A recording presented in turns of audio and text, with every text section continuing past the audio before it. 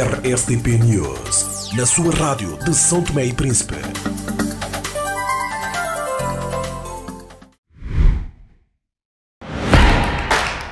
Turbo Mais Net. Dá-te tudo. Com o Turbo Max Mais Net diário por apenas 22 dobras, tens 60 minutos ou SMS e 200 megabytes de internet. Turbo Max Mais Net semanal por apenas 110 dobras, tens 300 minutos ou SMS e 1200 megabytes de internet. E com o Turbo Max Mais Net mensal por apenas 330 dobras, tens 1000 minutos ou SMS e 4000 megabytes de internet. Minutos, SMS e internet para todas as redes nacionais. Liga 19400, adere e dá mais power aos teus dias. CST, sempre juntos, pelo país que amo.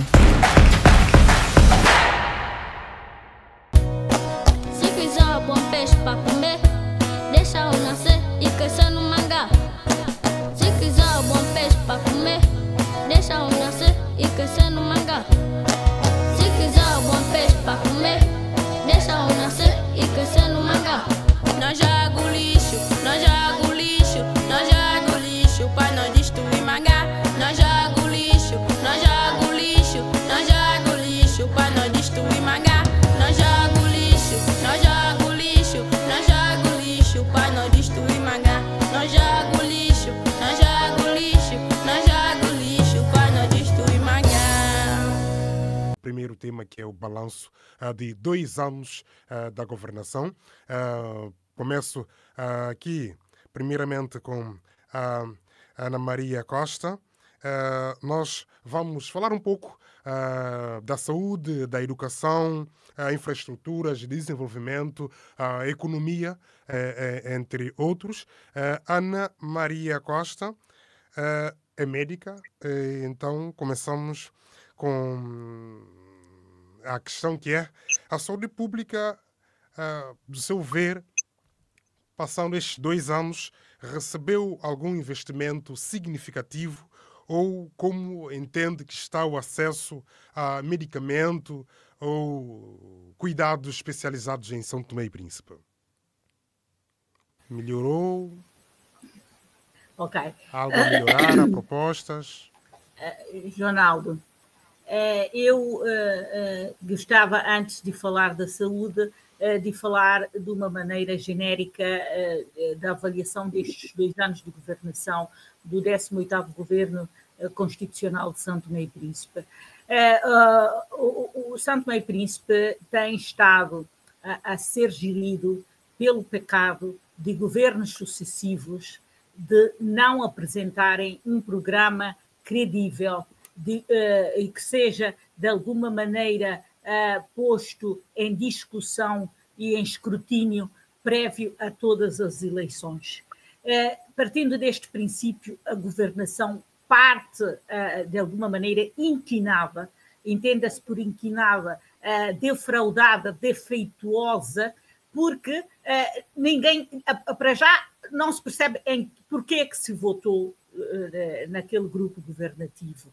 Não há nada que convença a população a governar, a escolher sustentadamente por A, B ou C nas alturas das eleições.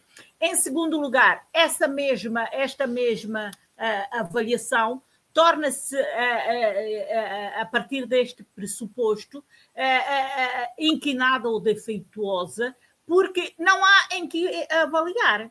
A governação é empírica, não se sustenta em nada em concreto, daí a avaliação também passa a ser ela mesma empírica.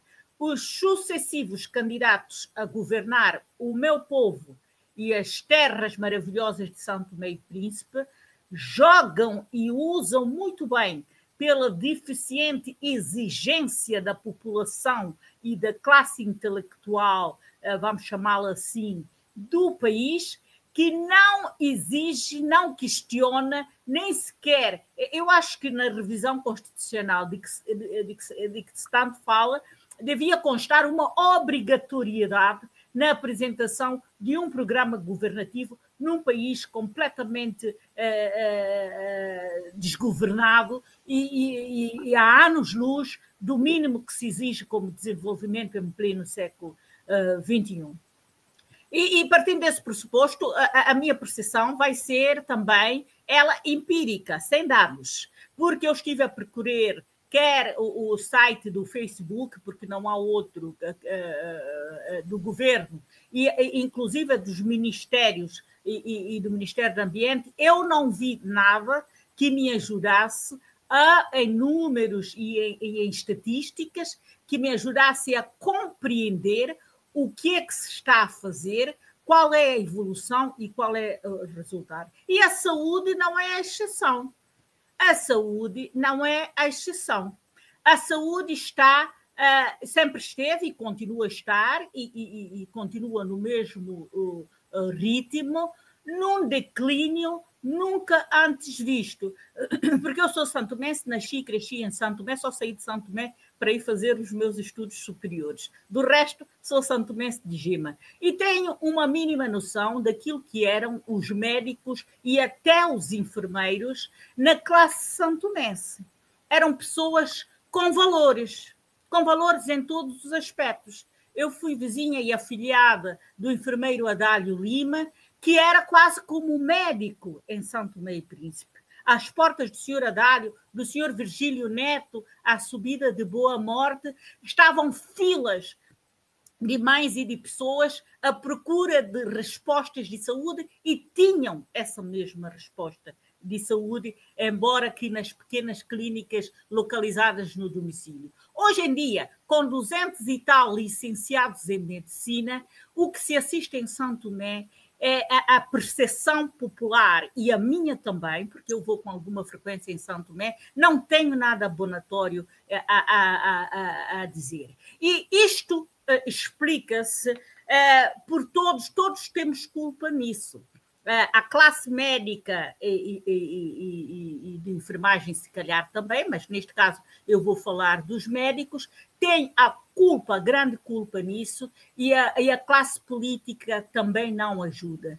Porque é assim, e isso conclui-se em quê? Em que eles não se respeitam mutuamente. Se antigamente ser médico em Santo Tomé era uma coisa que impunha respeito, hoje em dia já não o é. Por quê? Porque a classe médica deixou-se estar num clima de sono profundo e de comodismo, de não se querer se chatear. Ela própria não é exigente para com ela própria, e assim sendo, há um declínio, quer técnico, quer social, que não permite que ela seja respeitada, qualificada, considerada e até tomada em conta nas decisões políticas, porque os políticos, grande parte deles, não percebem nada de saúde. Como é que Portugal conseguiu, por exemplo, desenvolver o seu sistema de saúde? Porque os médicos apostaram neles próprios e, em primeiro lugar, na sua qualificação, diferenciação extrema. Hoje em dia, não há nenhum político português que vai para os Estados Unidos, vai para a Dinamarca ou vai para a França tratar-se. No dia em que os médicos santomenses perceberem que, em primeiro lugar, têm que apostar neles próprios e fazerem-se úteis até à classe política e organizarem-se em termos legais e em todo o resto, de certeza absoluta que os políticos olharão para a classe médica em Santo Tomé e Príncipe de uma maneira diferente.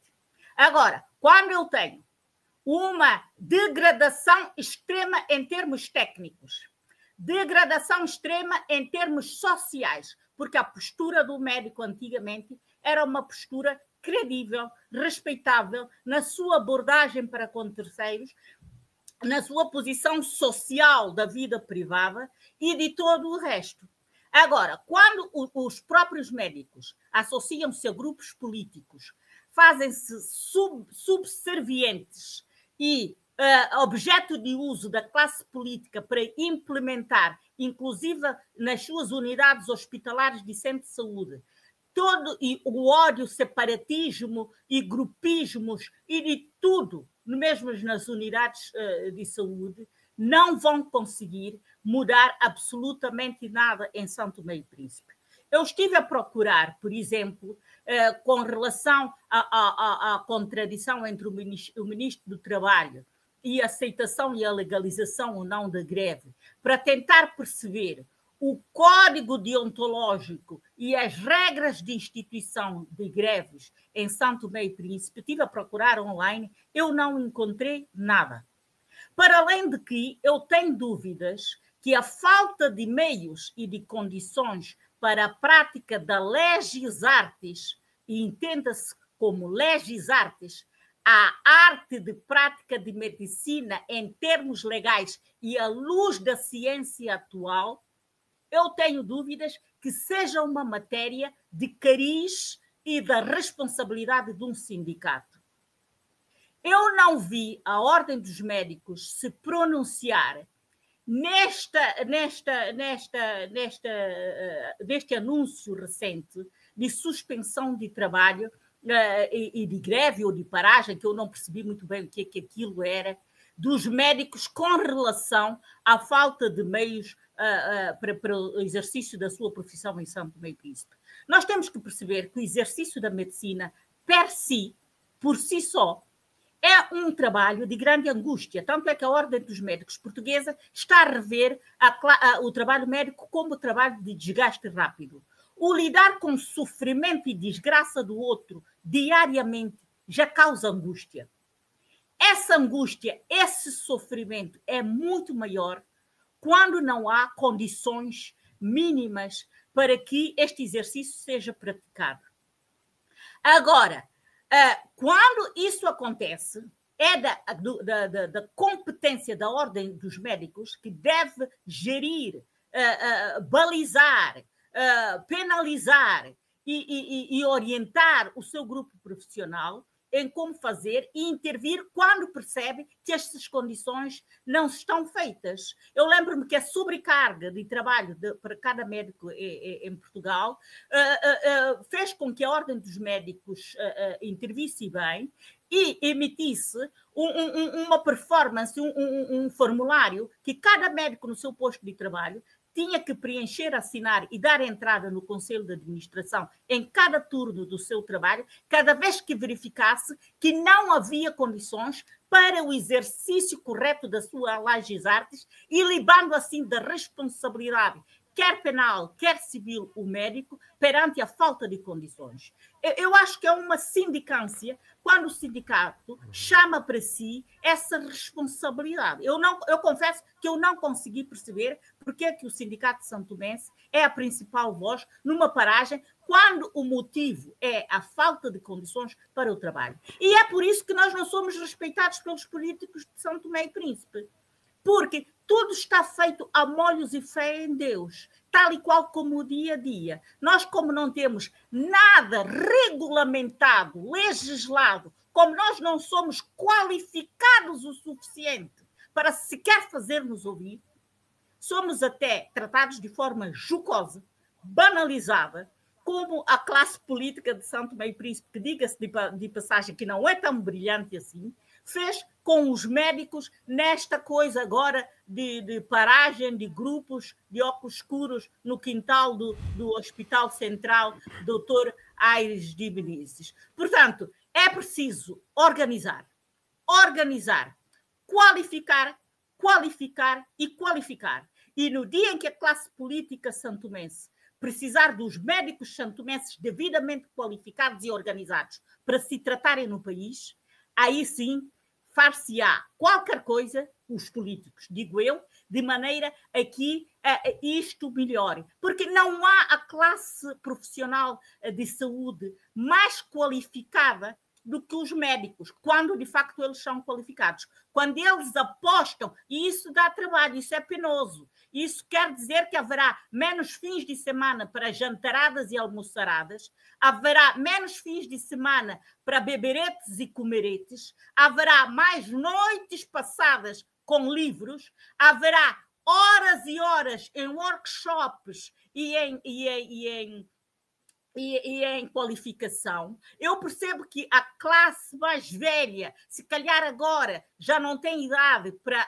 percorrer um programa de especialização de 4, 5, 6 anos, mas pode desenvolver competências em ecografia, competências em, por exemplo, capilaroscopia, competências em leitura de lâminas de sangue, porque nós precisamos, com as doenças hematológicas que temos, podemos, em cada médico, desenvolver competências, apresentar programas, apresentar o projeto de lei para registro e exigência de exercício da nossa profissão e apresentar também um código penal que penaliza má educação, mau caráter, falta de rigor, falta de responsabilidade, que é verdade, que do dia em que os médicos assumirem isso, é uma falta de responsabilidade, falta de respeito até para com os utentes e todo o resto no exercício da profissão médica em São Tomé e Príncipe.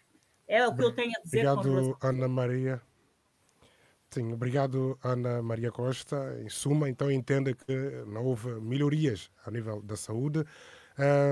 Então, vamos aqui. Qual é o posicionamento do Arlindo Tavares diante das declarações da Ana Maria Costa aqui conosco?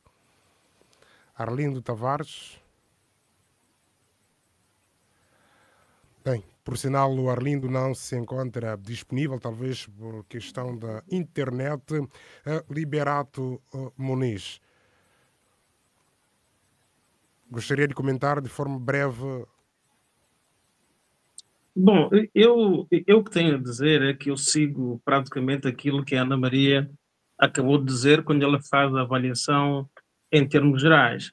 É que nós temos que, de uma vez por todas, sabermos efetivamente o que é que nós queremos para São Tomé e Príncipe e quais são as razões porque, afinal, nós acabamos por votar no partido A, B, C ou D ou porque é que nós acreditamos nos líderes que, enquanto estão nas campanhas, dizem que fazem, que resolvem para aí fora.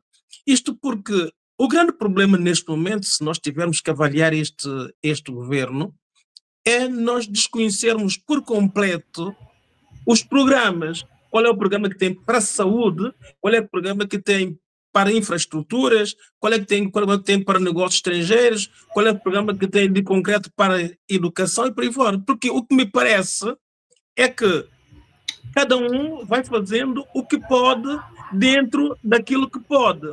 Isso por quê? Porque, no meu entender, o primeiro-ministro, que é o primeiro dos ministros, que é o chefe do governo, não definiu, quanto a mim, quais são as regras que esses governos, ou seja, que esses vários membros do governo devem adotar para os 4 anos que eles têm.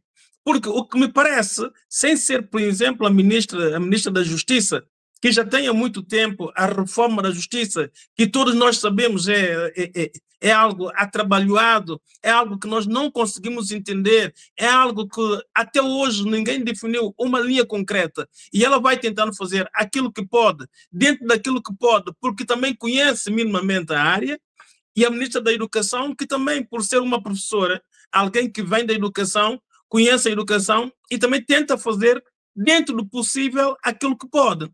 Noutras áreas todas, nós não encontramos praticamente nada. Há um vazio quase total. E esse vazio não pode ser amputado, por exemplo, a esses membros do governo. Tem que ser primeiramente amputado ao chefe do governo. Ele sim é que deve dar orientações e deve apresentar o programa para que nós saibamos efetivamente o que é que nós queremos. Em 2 anos de governação... Do seu ver, não existem... Estou com problema aí da rede. Me ouve bem, Liberato? Me ouvem bem? Estou a ouvir. Eu acho que o Liberato então deve estar a receber uma chamada e está interferindo. Não sei quem está a receber a chamada e está interferindo, deve ser o Liberato. Bem, eu perguntava, não existe, do seu ver, um projeto emblemático que se destaque, que gostaria de referir, a nível de infraestrutura?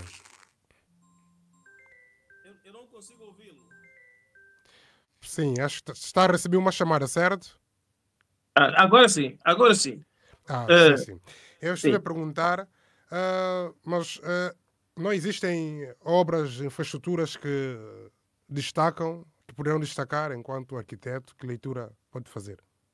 O problema não pode estar em uma ou outra obra. O problema não pode estar numa ou outra ação do Ministério da Saúde. O problema não pode estar numa ou outra ação do Ministério da Educação, ou da Justiça, ou da Defesa. O problema tem que estar em 4 anos de governação, o que é que o governo efetivamente apresenta para atingir como objetivo. E neste momento, eu que até sou uma pessoa bastante interessada em tentar saber o que é que se passa, eu não consigo encontrar uma linha condutora programatória daquilo que este governo efetivamente pretende fazer. E isso não acontece por quê? Porque eu julgo que não há uma verdadeira concertação do primeiro-ministro e os membros do governo. Primeiro porque em 2 anos de governação, segundo as minhas contas, o primeiro-ministro praticamente esteve fora mais do que 1 ano. Ou seja, e se nós contarmos, por exemplo, essa ida e volta, não tem havido, no meu entender, a verdadeira concentração para que se faça, para que se tenha uma linha condutora e que se monitorize aquilo que se quer fazer.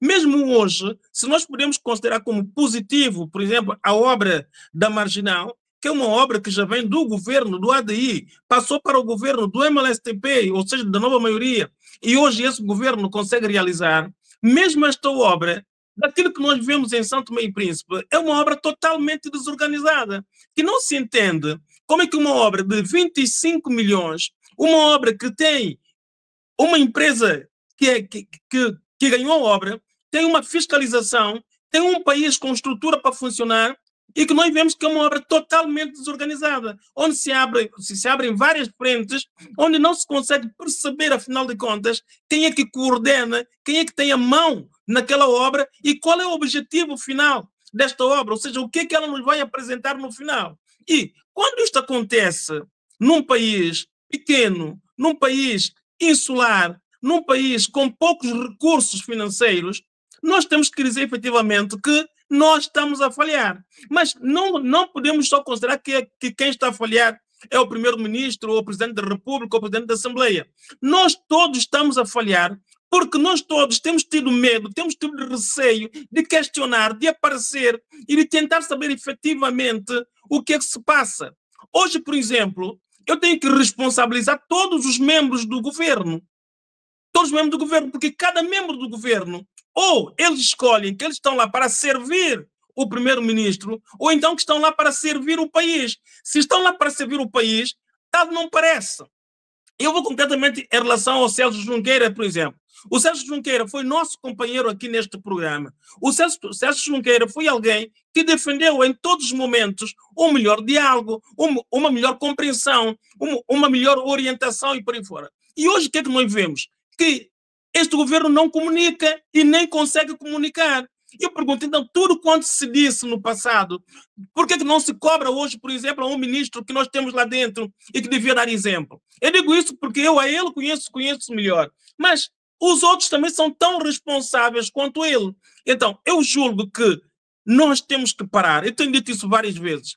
E temos que questionar, efetivamente, o que é que nós pretendemos. Porque se for para termos governos que de 4 em 4 anos nós temos uma resta esperança e no dia seguinte tudo acaba, porque afinal de contas cada um está simplesmente a tentar resolver a sua vida e não nos dá linha de orientação para que todos nós possamos contribuir, então começa a ser muito preocupante e nós temos que questionar se nós temos um país, se nós temos um governo, se nós temos o Presidente da República, se nós temos o Presidente da Assembleia e se o povo santomense efetivamente existe e o que ele efetivamente quer para o seu futuro.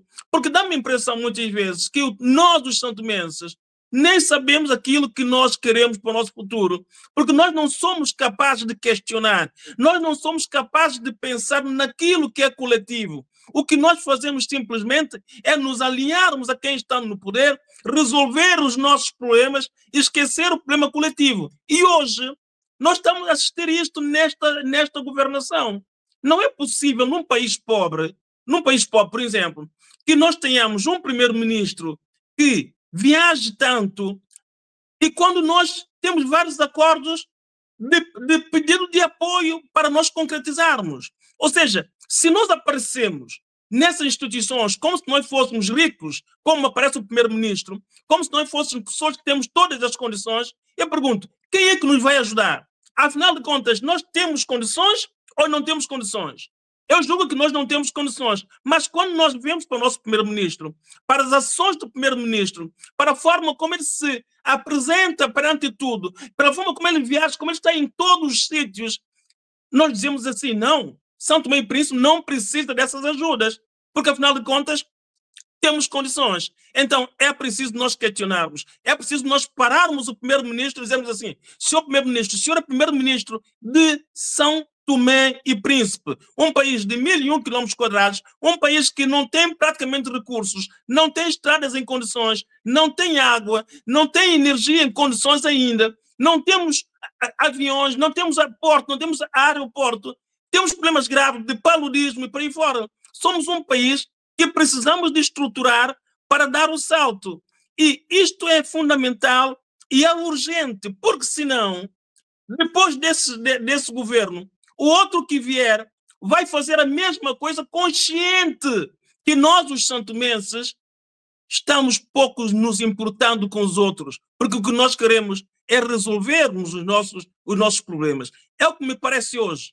Porque, em jeito de alerta, eu devo dizer, nós temos que nos preocupar muito seriamente com todos os órgãos de soberania, com todos os membros destes órgãos de soberania, porque temos que saber efetivamente o que é que eles querem. Nós muitas vezes nos preocupamos só com o primeiro-ministro porque ele é chefe do governo, mas não. Toda a gente tem se deixado levar no sentido de resolverem simplesmente os seus problemas. E neste momento, depois de tanta promessa de que se é solução para São Tomé e Príncipe, o que eu vejo em São Tomé e Príncipe é que o país está mais pobre, as pessoas estão mais pobres, mas mais do que estar mais pobre é que nós não temos perspectivas de futuro. E a falta de perspectiva do futuro, a falta de planificação, a falta de ideias e a falta de santomensidade para se emergir e dizer nós somos São Tomé e Príncipe e nós queremos um país melhor, eu não tenho visto e eu fico preocupado. Então, Ronaldo, o problema não pode estar em cada setor. O problema tem que estar num projeto que sustente São Tomé e Príncipe e que esse governo apresente e diga, não, eu dentro de 4 anos vou fazer o balanço daquilo que eu prometi e está aí escrito.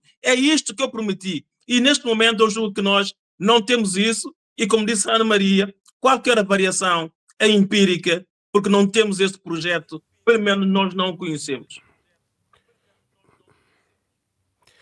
Obrigado, Liberato Muniz. Arlindo Tavares.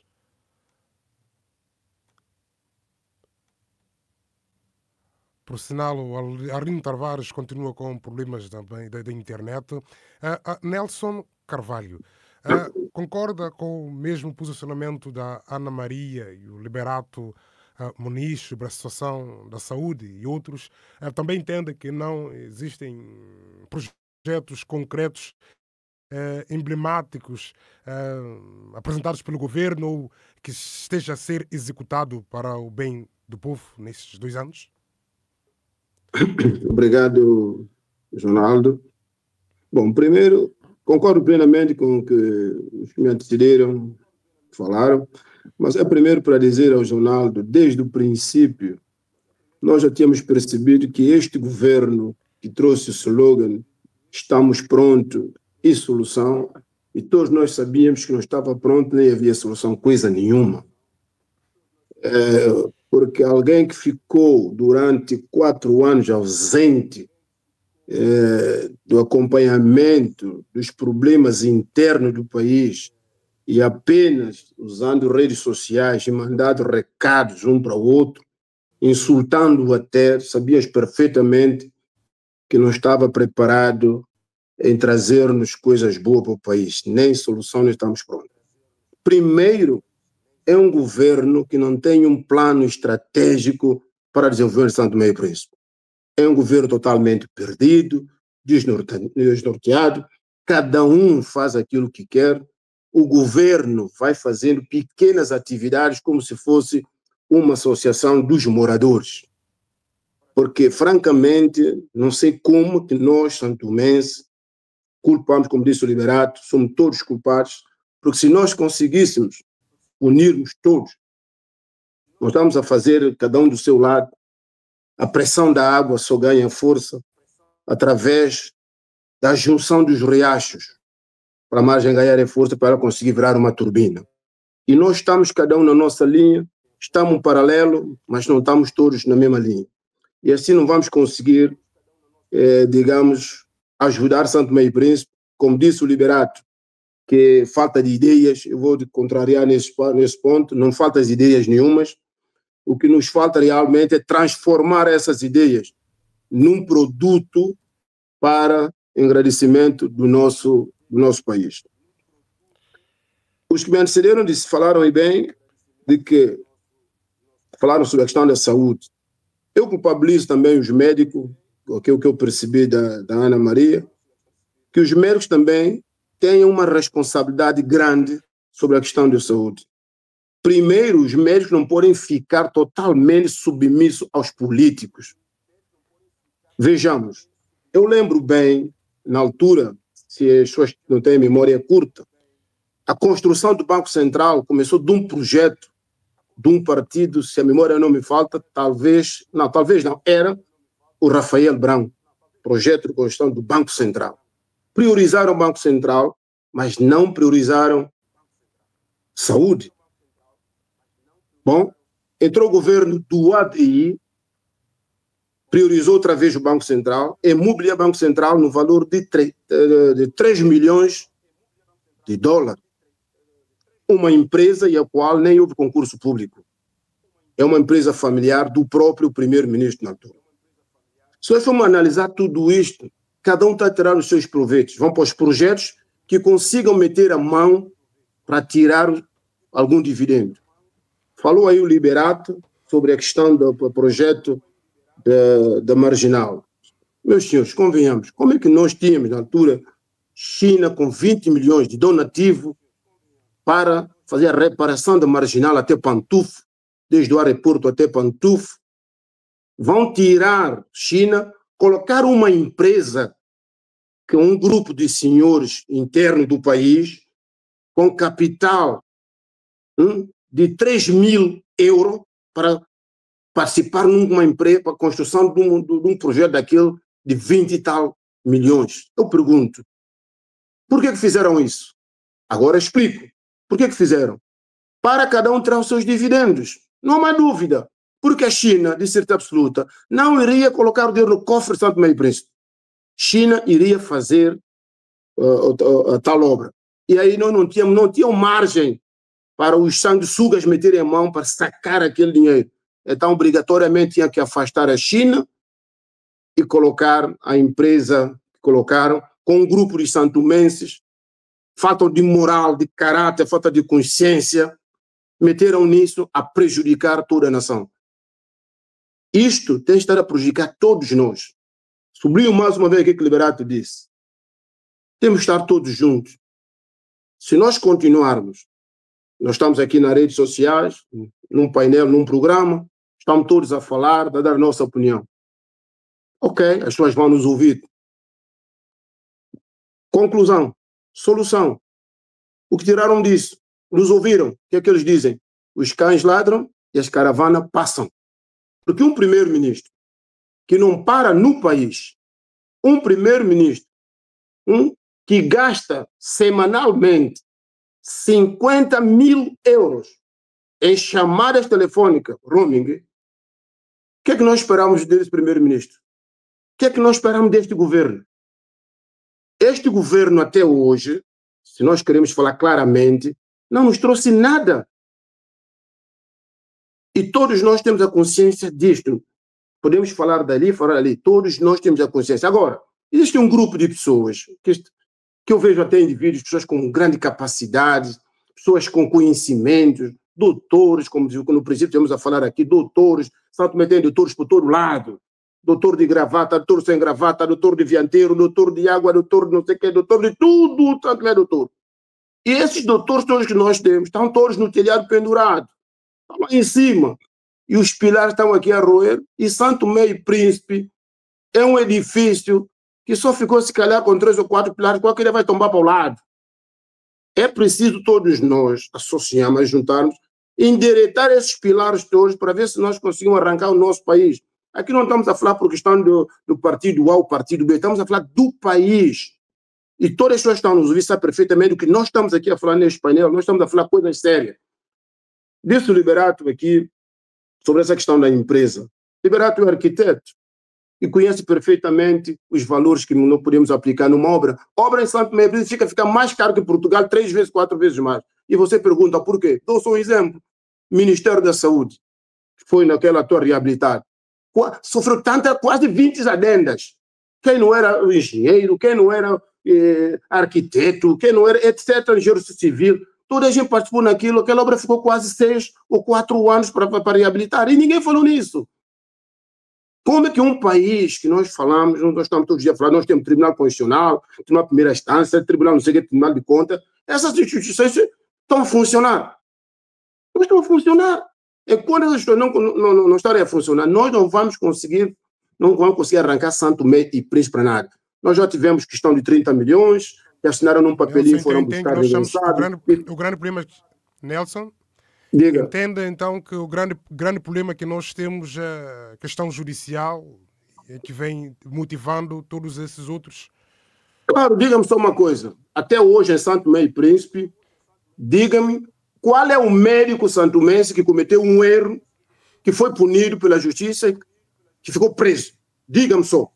Diga-me qual é o político santomense, com tanto desvio que nós ouvimos falar, desvio A, desvio B, que até hoje foi parar na cadeia, ficar lá pelo menos 5 anos.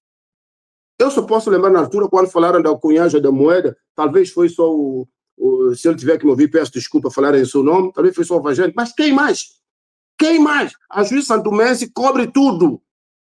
E o que acontece? Nós temos uma questão que é muito complicada, porque os políticos é que colocam as pessoas lá na justiça, e quando eles colocam esses magistrados, ficam a serviço deles. E nós temos factos reais. Nós temos, meu amigo, nós vamos para a próxima semana, nós vamos entrar a semana que vai se aproximar 25 de novembro. Meu caro amigo, só isso já podemos ter as nossas eleições. O nosso país, precisamos, todos os santomenses, resgatar São Tomé e Príncipe a situação que está. Nós não podemos ter um único homem a transformar São Tomé e Príncipe no seu império, tirando os seus dividendos. O avião entra, ninguém sabe. Porque quando nós estamos a falar de questão de economia, falar de questão de saúde, tudo isso envolve, porque para essa estrutura toda funcionar, nós temos que ter um país organizado. Nós não temos um país organizado. Vou dar um exemplo, meu caro amigo. Nós estamos todos aqui em Portugal, os estão aqui, os estão em São Tomé. Você em São Tomé, coisas simples. Você em São Tomé na passadeira, você tem que correr. E aqui em Portugal, você passa na passadeira com o telefone nos ouvidos, andar devagarinho, os carros param, obedecem. Eu pergunto, isto é o quê? É educação? É democracia? É justiça? É o quê? Deixo isso no ar para cada um de nós fazer uma reflexão. Eu estou falando coisas pequenas. Você vai para países africanos, alguns países africanos, você tem que correr na passadeira. E você está na Europa, você atravessa a passadeira devagarinho com o telefone, aos passos dele, como se fosse na varanda da sua casa. E por que no nosso país nós não conseguimos passar na passadeira assim? O que está em causa? Coisas pequenas. Portanto, eu fico por aqui e no próximo tema poderei dar a minha abordagem. Obrigado, Jornal. Muito obrigado, Nelson Carvalho. Arlindo Tavares, qual o seu posicionamento quanto à leitura feita aqui, ou essas leituras feitas por Ana Maria Liberato Muniz e Nelson Carvalho, e também, tendo em conta que é economista, pergunto quais foram as políticas econômicas que podemos destacar que foram adotadas nos últimos 2 anos pelo governo e como o governo tem lidado com a questão de empreendedorismo ou desemprego em São Tomé e Príncipe. Bom, obrigado mais uma vez. Obrigado aos colegas do painel e aos nossos seguidores. Bom, eu vou tentar ser mais objetivo, porque, na verdade, nós temos um país com muitos problemas, e todos nós sabemos, fazendo o balanço, o tema de hoje é o balanço de 2 anos de governação do governo do ADI, liderado pelo Patrício Trovoada. Eu tenho minhas opiniões pessoais, técnicas. Bom, a primeira questão, nós temos que perceber o contexto do nosso país. O problema do nosso país não é de hoje, nós todos sabemos. Isso vem de alguns anos atrás. E é um problema complexo. E nós, na verdade, nós falamos que devemos unir, mas individualmente as pessoas fazem coisas contrárias. Eu observo muita incoerência nas abordagens, nos comentários. As pessoas querem um país melhor, mas no dia a dia só fazem coisas que às vezes não são incoerentes no fundo. Bom, em primeiro lugar, a questão de estabilidade política. Nesses 2 últimos anos, ou seja, 2 anos de governação, apesar de alguns problemas, houve uma estabilidade política. Isto é bom para a nossa economia. É uma economia frágil e essa estabilidade, para mim, ajuda um pouco a nós tentarmos ter um rumo melhor. É importante. Bom, houve demissão do governo, aliás, demissão do ministro ligado à Inapor, devido ao caso Sofbond. Houve realmente situações graves no início do mandato deste governo. Nós todos sabemos que este governo tomou posse em novembro, né, outubro, novembro. A seguir houve golpes, tentativas, né, a situação do 25 de novembro, que isso deu que falar a nível nacional e a nível internacional. Nós ficamos em mau lençol a nível da imagem do nosso país. Isto é péssimo para a economia, péssimo para a nossa...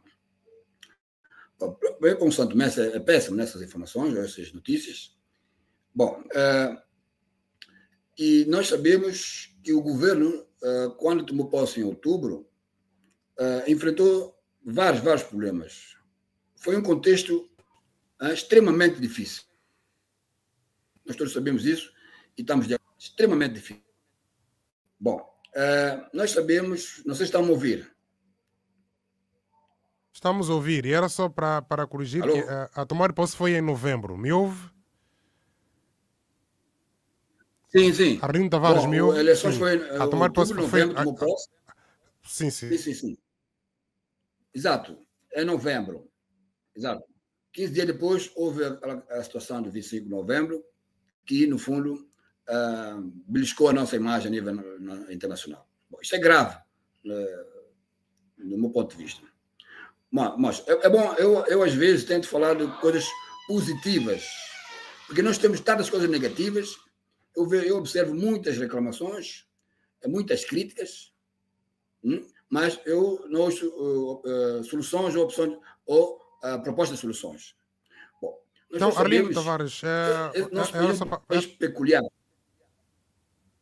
Sim, era só para deixar claro. Então, do seu ponto de vista, o que foi mencionado, as coisas que foram mencionadas aqui por outros convidados aqui, como o caso de Liberato, Nelson Carvalho, Ana Maria, está ligado ao acontecimento de 25 de novembro de 2022. É o grande motivo, então, que deve ter bloqueado, trazido essa deficiência, que trouxe dificuldades na governação? Bom, se eu percebi bem a sua pergunta, sabe que o acontecimento de 25 de novembro afeta qualquer país, o nosso país não é exceção.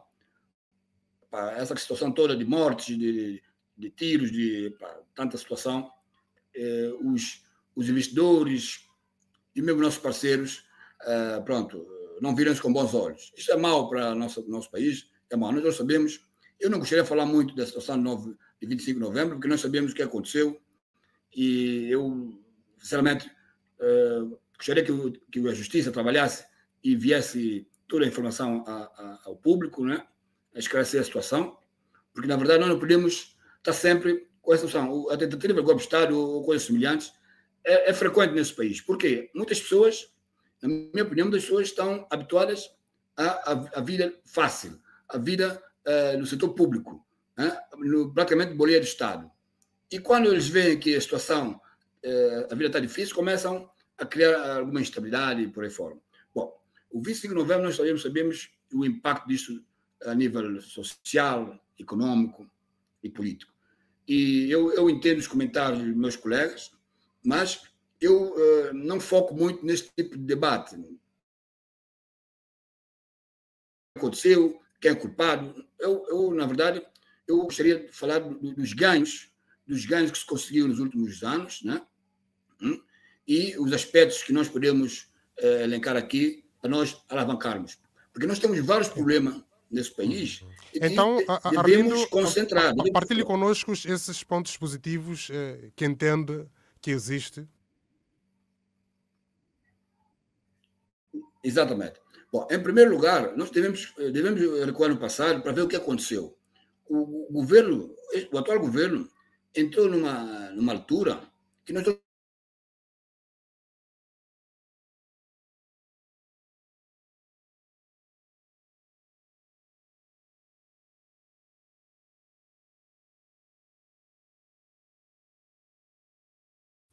Por sinal, o Arlindo Tavares já está com problemas de rede.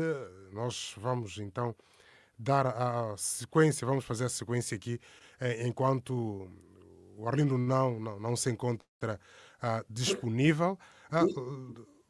Sim. Sim. Deixa já eu ouvir, está. né? Sim, então podes continuar. Desculpa, estou aqui com um corte de internet. A internet é cara, mas temos com uma qualidade de net nesse país. Nós entendemos, é um problema. Exato. Bom, no fundo, depois da ocorrência de 25 de novembro, houve corte de energias constantes. Nós todos sabemos que a central aí da Água Grande tinha grandes problemas. O governo conseguiu, na minha perspectiva, entrar em acordo com o grupo privado turco para, no fundo, minimizar a situação. E o governo conseguiu, em certa medida, conseguiu travar, né, os cortes constantes de energia. Isto devemos realçar. Eu sei que podemos dizer, temos energia, mas está cara. É verdade, a energia está cara. Mas, no meu ponto de vista, é preferível ter uma energia cara e constante. No passado, nós tínhamos energias, nós pagávamos energia e não tínhamos energia. Isto nós temos que ver. Eu não vejo as coisas tudo mal. É preciso perceber que, com a parceria com os turcos, melhorou a energia. É cara, é verdade. Está cara, sim. Mas, no passado, nós pagávamos energia e não tínhamos energia. Todo mundo sabe disto. Eu, por exemplo, eu fiquei praticamente 5 ou 6 anos a pagar água, sem água na minha casa. Certo? Isto não pode ser. E ninguém pode falar porque ele fala porque ele é contra o governo. Nós temos que ter água, temos que ter energia. Este projeto com os turcos vem minimizar o fornecimento de energia e temos que valorizar isso, apesar dos outros contornos que nós todos sabemos.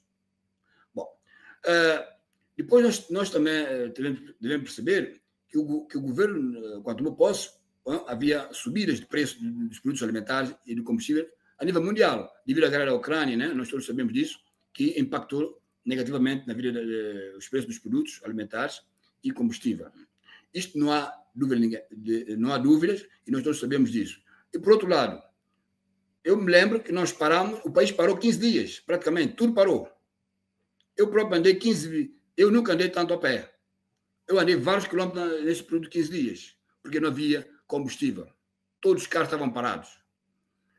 O governo, com poucos meses de...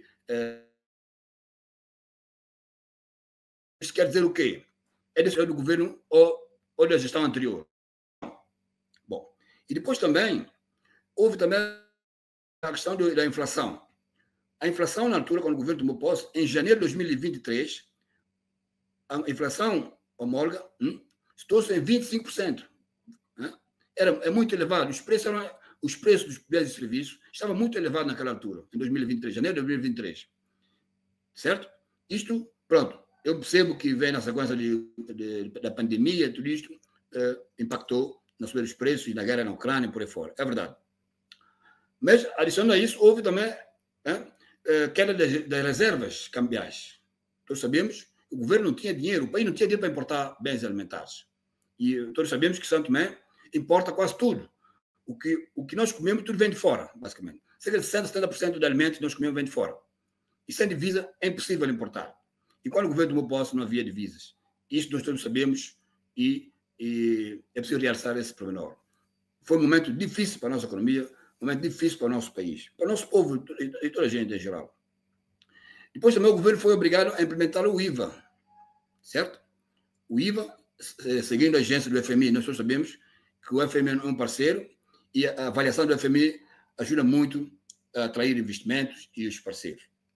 E o governo foi obrigado, na minha perspectiva, obrigado, porque ele queria, o governo precisava de financiamento, e uma das agências era a implementação do IVA. O governo conseguiu, mas, infelizmente, até agora não existe um acordo com o FMI. Mas é um bom passo que o governo deu para, no fundo, mostrar a vontade de mudar as coisas, certo? Um parceiro também não vai ajudar Santo Tomé e Príncipe, sabendo que nós temos aqui muitos problemas, muita desorganização internamente, certo? Depois também, durante esse período, houve a concessão da média empresa Roça Babur. Para mim, isso é importante. São aspectos positivos, que demonstram alguma preocupação com a economia, alguma preocupação com o investimento privado. E nós todos sabemos que esse país precisa de investimento privado. O setor público, os empresários santomenses, poucos têm capacidade. Nós temos que atrair investimentos estrangeiros. Eu sei que o investimento estrangeiro significa que quem está à frente, no fundo, vai aproveitar disto e por aí fora. Mas nós não podemos ver dessa maneira. Nós podemos ver a possibilidade de criar emprego, dinamizar a nossa economia. Ok? Bom, outro aspecto importante, que aspecto econômico, é, no fundo, o arranque da obra da Marginal. E muita gente pensa que a Marginal não é nada. Mas a Marginal, se for bem concluída, se for uma obra de qualidade, apesar de alguém, acho que o Nelson e o Liberato falou sobre o preço exagerado devido a optar pela China, é verdade. Eu não vou por esse campo.